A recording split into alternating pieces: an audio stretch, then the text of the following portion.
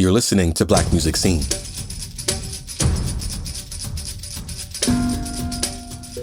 A show where we explore the incredible journeys, challenges, and triumphs of Black orchestral musicians who've dedicated their lives to the craft, breaking barriers and defining what it means to be a virtuoso. We're here to celebrate and archive the awe-inspiring stories of our living legends in Black classical music. On today's episode, we're highlighting the Gateways Music Festival, a powerful meeting ground for Black classical musicians from across the country. It's more than a festival. It's a home, a reunion, a proving ground. You'll hear from 4 extraordinary artists who carry that legacy forward: Alex Laing, Curtis Stewart, Melissa White, and Damien Sneed. From world premieres to reimagined classics. From personal reflections to artistic breakthroughs, this episode is a window into the soul of Gateways. This is Black Music Scene. Cultivating community, lifting our voices, and telling our stories.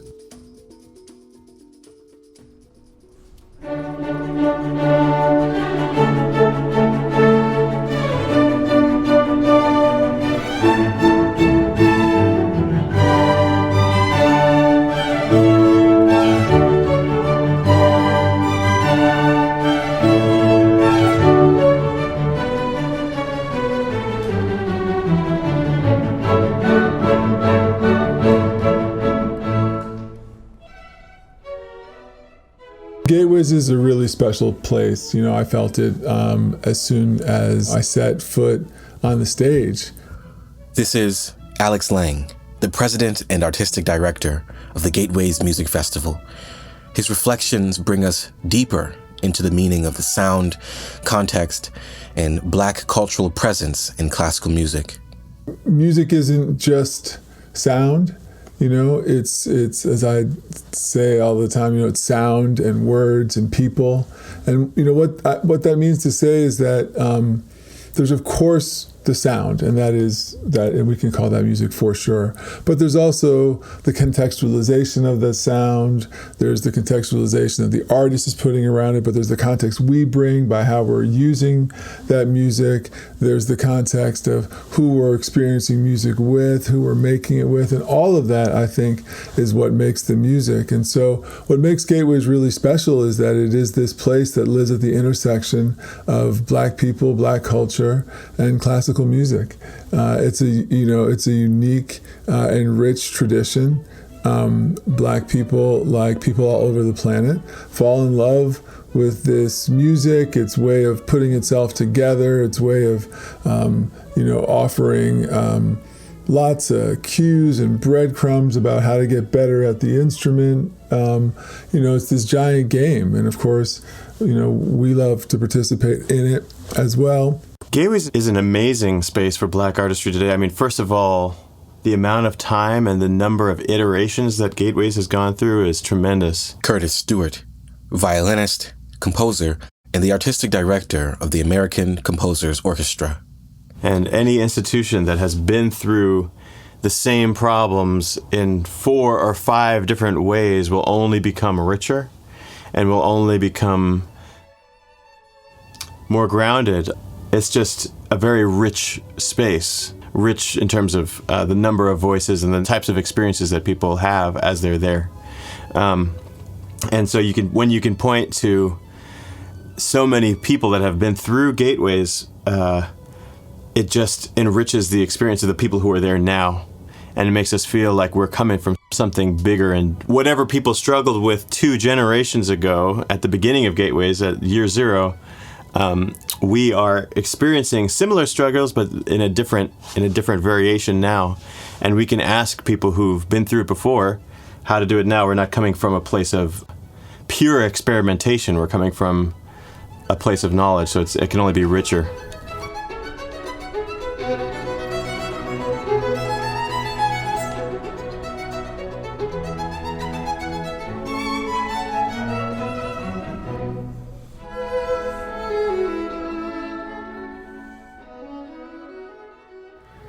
Our next guest is Damien Sneed, a multi-hyphenate composer, pianist, and conductor.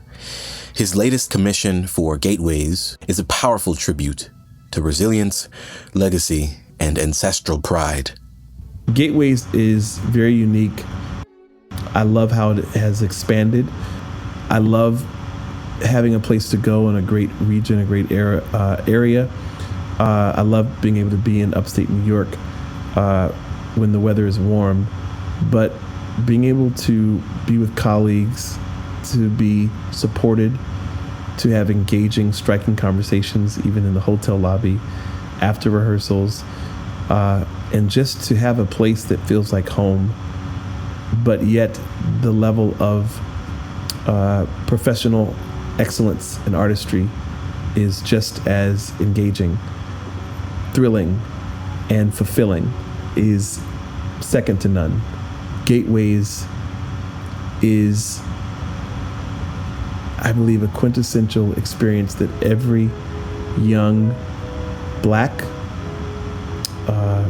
musician who will or who wants to or who are performing classical music, they have to be there, they have to go, they have to be a part of it.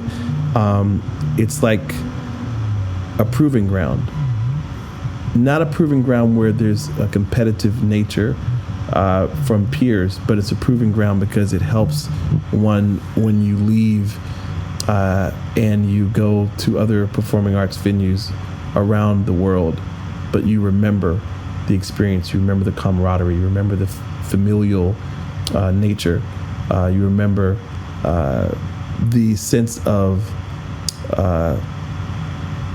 love that's at Gateways. And so I'm super excited this time to be back at Gateways, but this time as a composer. That was Damien Sneed speaking with deep reverence about the responsibility and joy of creating music that honors those who have paved the way. Gateways, honestly, they're the OGs of building this community. Melissa White, violinist and co-founder of the Harlem Quartet. They were doing it before it was, quote unquote, the popular or in thing to do. They were doing it before it was just to, it is very important that we're bringing visibility, but before it was that, we needed to know we existed. We needed to know we had each other, and we needed to be in this community together because we've always been spread out, right? Since way back, since slavery days, we were just spread out. And so to bring us back together and to let us celebrate ourselves, the beauty that we have within us and the way that we portray it musically is a really powerful thing that deserves to be celebrated. And I love that now it does have this shine, now it does have this presence, and now it does have this history. And so it's a powerful festival. It's an emotional time. It's a beautiful experience. And luckily, it's a musical treasure. Melissa White captures the emotional intensity, excellence, and love that defines Gateways. Before it was trendy to talk about equity, Gateways was already doing the work. Melissa names what so many of us feel, that deep need to know that we exist and that we belong together.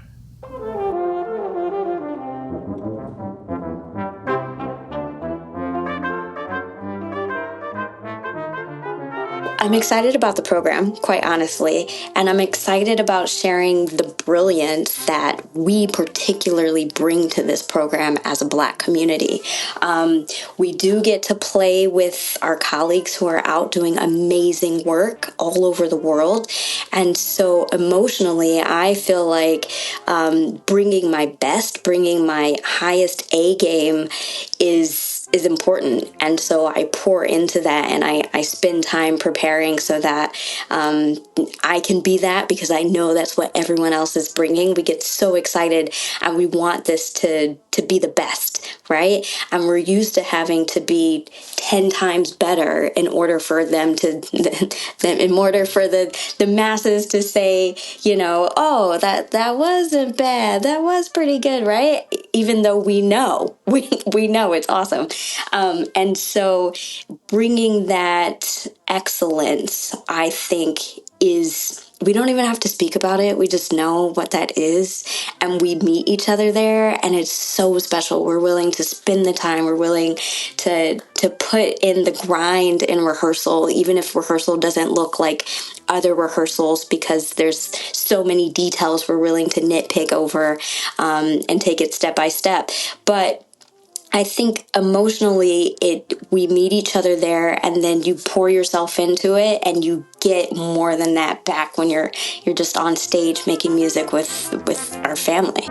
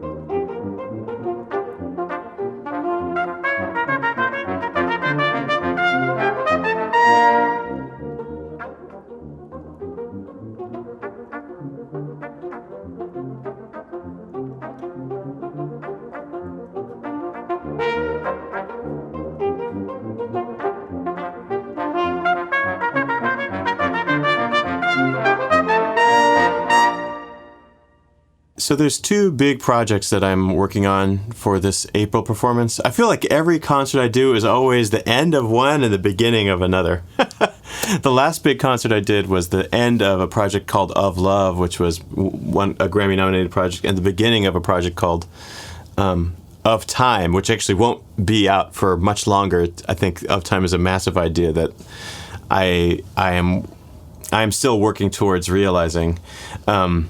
So this project is the end of not the end, but the realization of a project called Seasons of Change. Last year, I went into Phoenix and interviewed the folks through Circle the City, the unhoused population through Circle the City, about how climate and climate change affects them existentially on a day-to-day basis.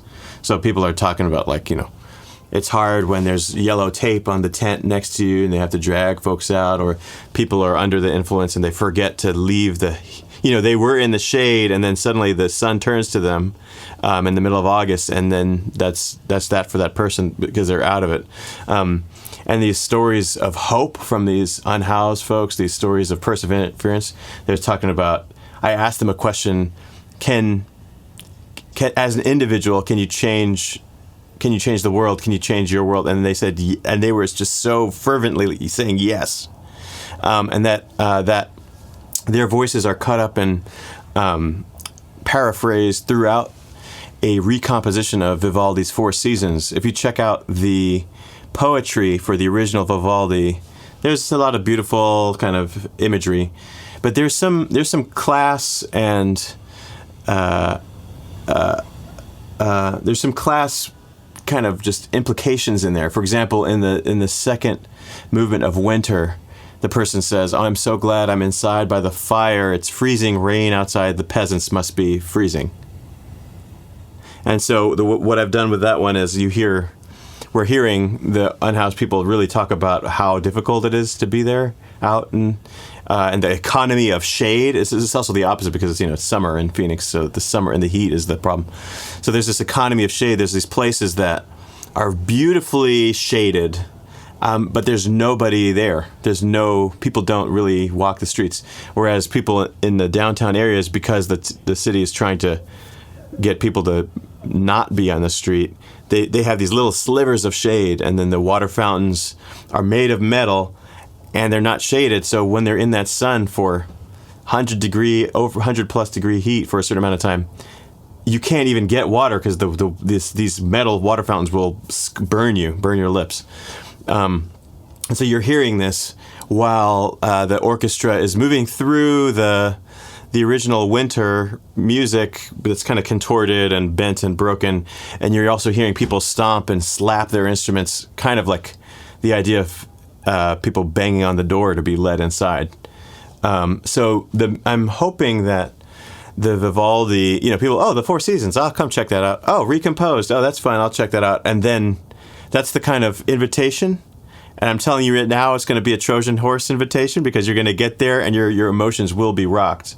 I mean, to hear those folks speak on that stuff is just, and these unhoused folks are considered, many people, their humanity is up for debate, I think, in a lot of people's minds. And this hopefully centers these people that are dealing, that I see as the kind of for lack of a better usage, they're the canary in the coal mine of climate change. Because these people are outside. They're out on the front lines of what climate and environment, like how the way they're they have become a human experiment in the most grotesque and brutal way. And so if we don't listen to them, we will be next. This festival is about momentum and memory and style and remix and creation. So it's music that lives in tradition, but also in transition. And, we see that in the work of Curtis Stewart and this conversation he's in with Vivaldi, and climate change and questions of justice. We see that, really powerfully in the fact that Gateways is getting to have a world premiere in Rochester on the 24th, when, we're going to present a new setting of 5 spirituals, set for mezzo-soprano and symphony orchestra. That's created by Damien Sneed, conducted by Anthony Parther, sung by Janae Bridges. So that's a moment right there, and I'm really excited for Gateways to be convening that. I'm really excited to bring a new work into the world for the first time on stage in Rochester. I'm excited to be adding something to this tradition of spirituals with this piece, but also with the way we're working to contextualize the featured work for the festival, which is William Levi Dawson's Negro Folk Symphony. So, we do the Burgett lecture and community conversation named after Paul Burgett, a titan really in Rochester, former dean of the Eastman School of Music, vice president of the University of Rochester, just a figure in that community and impactful and transformative board chair for Gateways Music Festival. So anyway, he used to give this talk, and so we keep that on in his memory. And so Louise Toppin is going to be giving the Burgett lecture and community conversation, talking about this connection between spirituals and Dawson and what it means in this context. So that sort of pull right between tradition and transition, which we're seeing all over the festival, is really exciting. I'm really excited. I'm grateful, firstly, humbled always, because every door is a major blessing for me. This is not my first time performing at Eastman or having my music performed at Eastman or Carnegie Hall. But the difference this time is that my peers and colleagues are performing it. Janae Bridges, who I composed the work Reflections of Resilience, 5 spirituals. I go to the Smithsonian African American Museum of History and Culture often, and when I was thinking about the name, it came to me.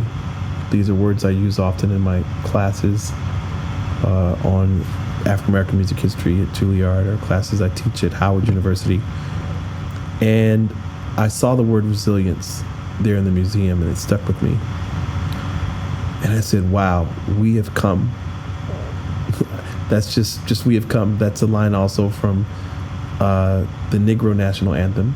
And I said that with its historicity intact. We've come through a lot, but to see my friends, to be able to look in the orchestra and see Njoma Grievous, and she did a phenomenal job at the Sphinx, and to have some of the top African American musicians playing violin, viola, cello, double bass, trumpet, trombone, tuba, percussion, horn, French horn I'm speaking of, piccolo, flute, the clarinets, the bassoons, oboe, and so many other instruments in one place, unified, making one sound, and using all of our life experiences together at one time to celebrate where we've come from as a people, to champion that and continue to hold the banner high, and to do it under the auspices of the Gateways Music Festival.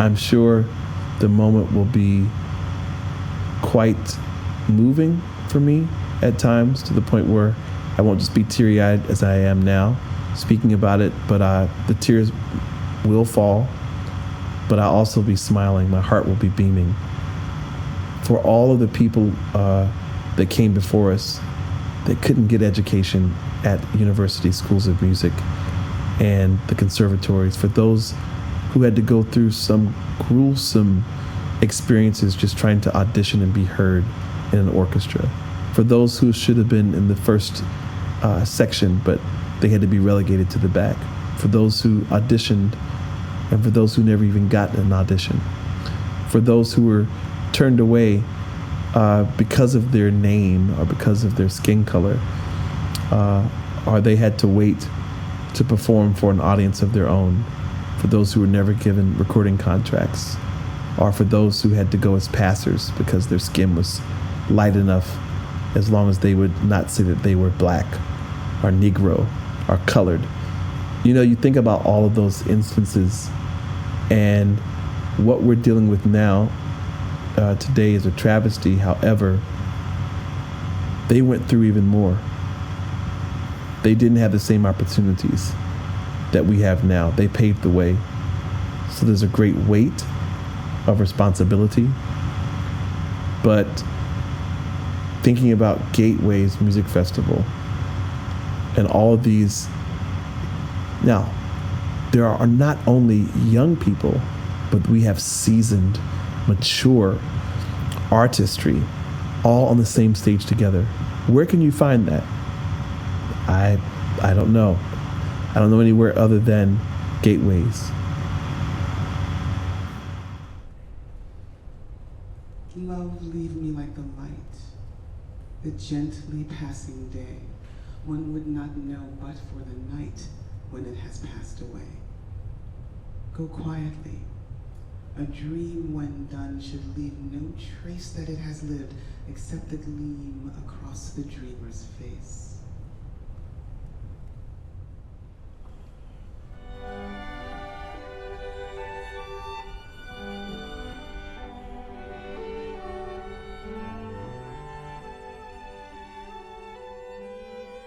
What makes a concert worth it? Curtis says it's the spark, that flash of recognition between the artist and audience that activates something deeper, a charge, a call. Well, anytime you hit that stage, what makes this worth it? And for me, it's like, if I can be present, if the audience can feel present, if we can bring our full selves to this moment and maybe tap into a feeling of, I don't want to say hope, but activation. Like, I don't think of myself as an activist, necessarily, because I know people who are activists, and that work is work. So I'm not trying to be a tourist. I'm not trying to be an activist tourist. I'm just saying the moment of a concert being a little light sparking, to me, that's what makes that the money put into making the lights go on and paying the staff and paying me, and that's what makes all that worth it. So that's what I carry with me. So before Seasons of Change, I did a project called Of Love, which is like all these poems celebrating my mom's influence on me. I was her caretaker for 4 years, and she passed away. She was a violinist, composer, and it was kind of like a digital requiem, for lack of a better word. And my words were in there. Her words that she spoke to me were in there. She did a biography of her, an autobiography video of herself. So I cut up words from her own story about herself, and I realized how much that there's opera.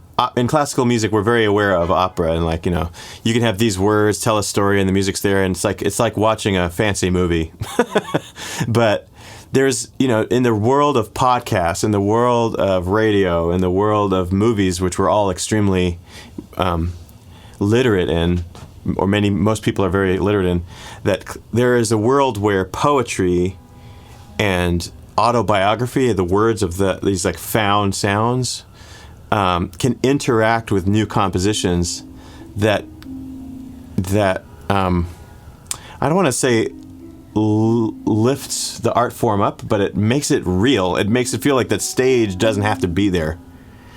That the world is the stage, and we're just that stage is just a frame. That's the iPhone camera of the day. The stage just happens to be that iPhone camera of that day.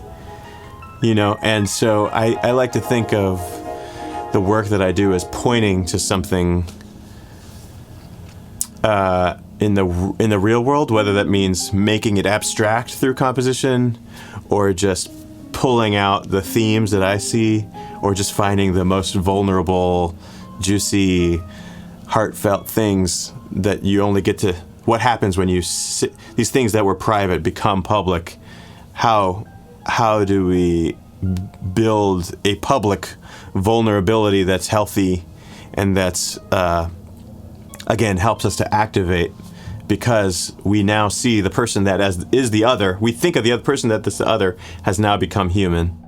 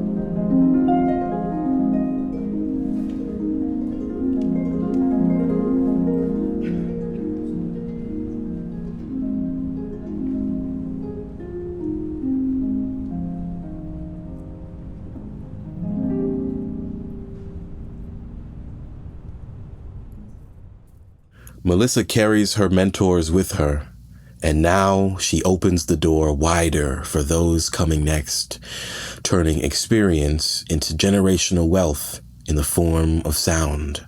We each have our stories. And so for me personally, I'm bringing the education I was able to receive. I'm bringing the storytelling that I was able to receive from legendary players who didn't always allow our people to have access to the schools, access to these stages, access to this storytelling.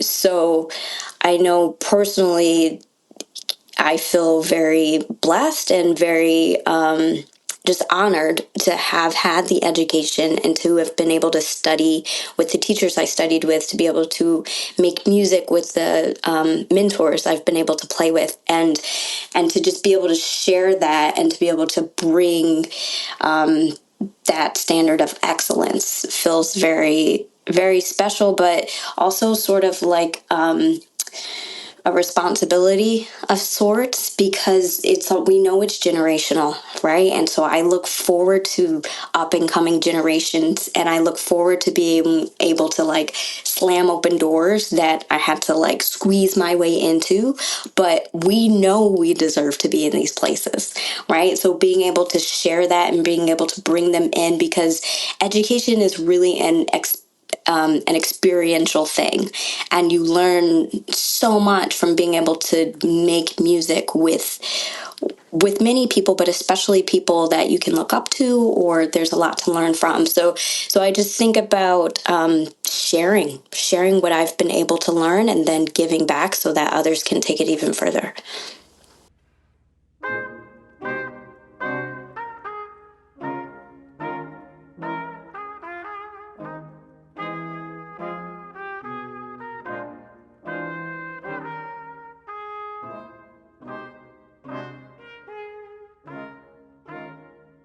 We're co-presenting the opening piano recital of Rochelle Sennett on Monday night, April 21st in Rochester. So, excited for our partnership with Tuskegee University. William Levi Dawson worked and created from Tuskegee. That was his alma mater. He started the music program there. And so in doing this focus on him, we learned that this will be their 35th year, they've hosted a one-day institute called the William Levi Dawson Institute for Classical and Folk Music, where they expound and expand on his legacy, they perform his music. So we're excited to be going down there this weekend to participate in that. We're bringing Amber Rogers, who's also performing in Rochester and in New York City as part of our Dawson deep dive, so the lecture. And then on Saturday in New York City, we're doing this sort of mini Dawson symposium and expanding on the story we're telling there. So just so much, right? I could go on and on and on. It's just such a thrill to celebrate this tradition and legacy. And so, the Dawson in particular, Carnegie played a role in the piece's premiere week. It was commissioned and premiered by the Philadelphia Orchestra in 1934.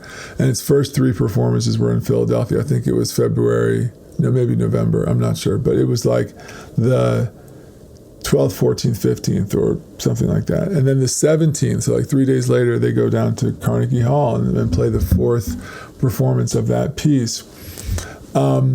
And so to be bringing that piece to life again, 91 years later, it has not been heard in Carnegie Hall since that premiere weekend.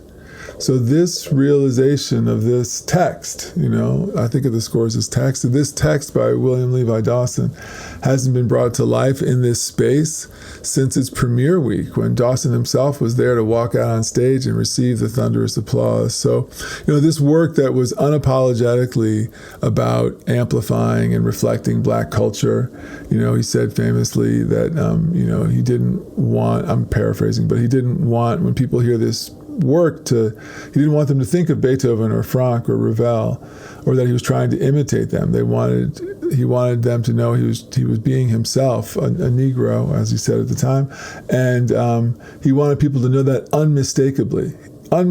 He wanted this to be understood and heard as a piece of Black art, Black culture. So to be bringing that work to life in the space where first emerged 91 years later, it wasn't premiered there, but you get the point, that it was in its early performances, and that it hasn't been heard in that space since. And now we're bringing it back to life in that space with this orchestra. It feels like it will make the ancestors smile. You can't walk away from a Gateways concert unchanged. You feel it in your chest, your gut, your bones.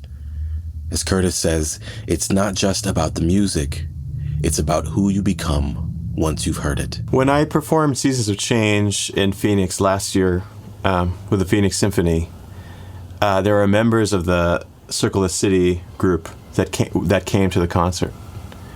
And after I left, I walked out to the hall. It felt pretty good. I thought everything went pretty well. But one of the members just came up to me and gave me a massive hug and literally said, "This is the best day of my life."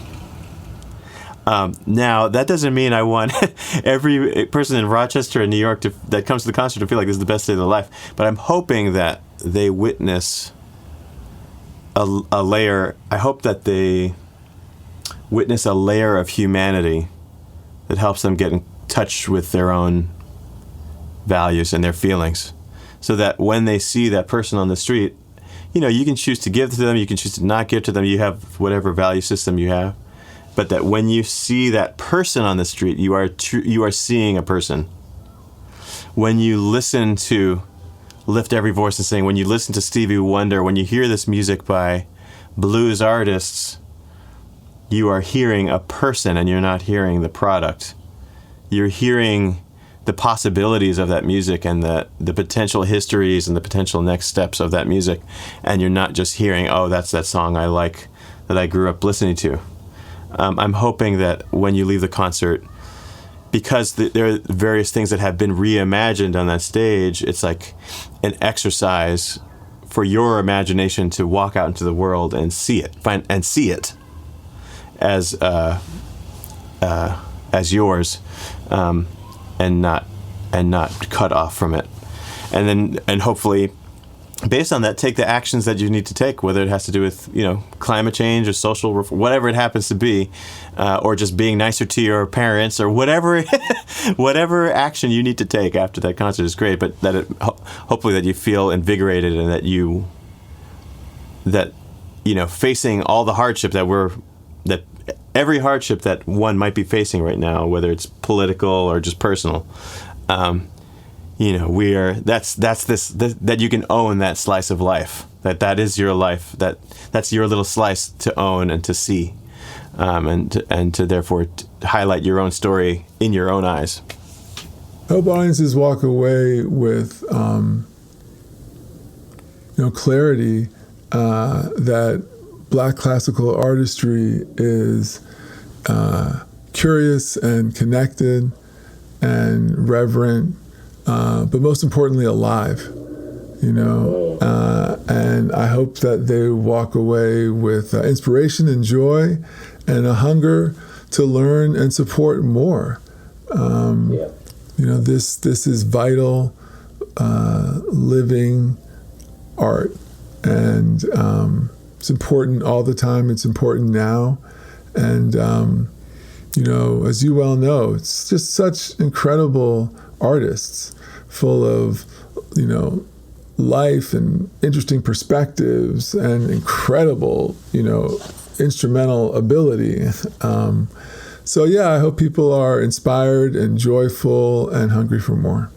I hope they walk away engaged, ready to go to their congressman, their city councilman, go to their schools, begin to purchase every possible textbook, book about African-American classical music, all the sheet music they can buy, scanning everything they can scan, saving it on their own devices. I hope they begin to help us dismiss this idea that classical music is dead, help us dismiss the travesty in thinking that anything that deals with diversity, equity, or inclusion, or blackness, or being a person of color, or being African American is a negative thing. I hope they leave charged. I was going to say recharged, but charged, anew, afresh, revived, to see that America is still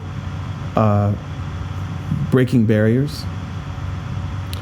I hope they leave away wanting to know each and every musician on the roster. Because that's the other thing about Gateways. Every musician in every section, not just instrument group or instrument family, but every section, they all are somebody themselves. They are arrangers, composers, professors. We've got Professor Rosalind Story there. She's major. Like, there's so many people, and she's playing in the orchestra. There's so many major people. I don't have the roster in front of me, but everybody is somebody, and they're all weighty, weighty, weighty people. They all can lead a doctoral level course, probably, for a lifetime on the repertoire that they are perfecting in their performance practice and their study.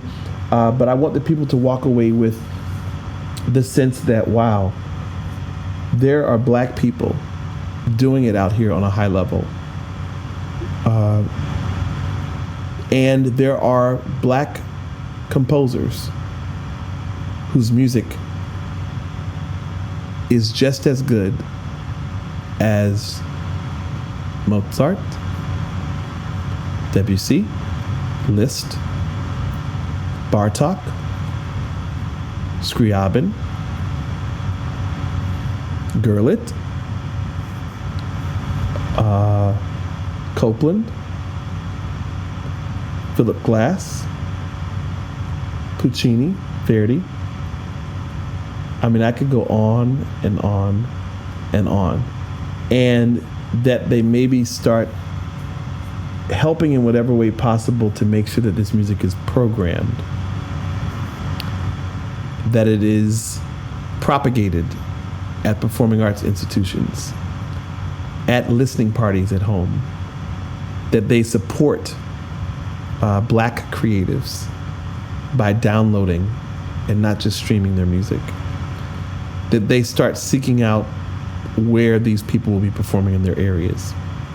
Even if they have to drive for 30 to 45 minutes, they start going to concerts, even chamber music concerts, even solo concerts. They start to seek this stuff out. I want this to cause like a hotbed of desire for the music of Black classicalness, if that's the way to say it. That's my desire.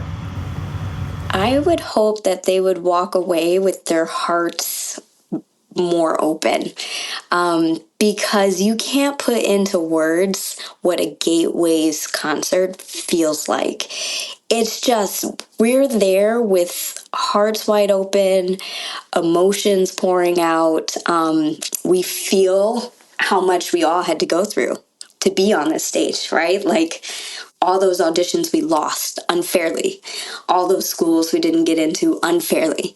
And so to be on stage knowing that we have our power and our voice to share is just the most magical, moving musical experience I get. And I know the audience feels it. But again, you can't put words into it. You just have to experience and you have to be there. And, especially getting to play a diverse program of composers. We're playing standard classical rep with brand new written rep. And we're putting Black composers on a platform, not just to show that they deserve to be there, but because we know they should have always been there, right? And so now putting them on that same stage with this program is showing just how much music is for all. And so we only hurt ourselves when we partake in some of it. So giving it our all, and then hearing it from a voice who has been through a struggle, that's what you want to hear.